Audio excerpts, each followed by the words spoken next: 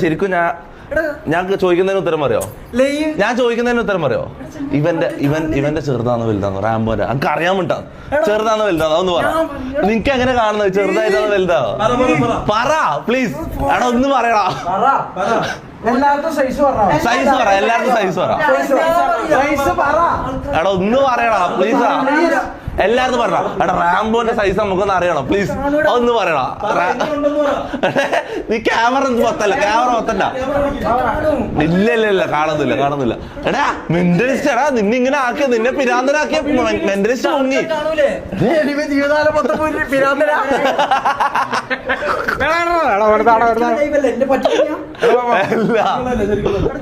ആൾക്കാർ കാണുന്നില്ലേ?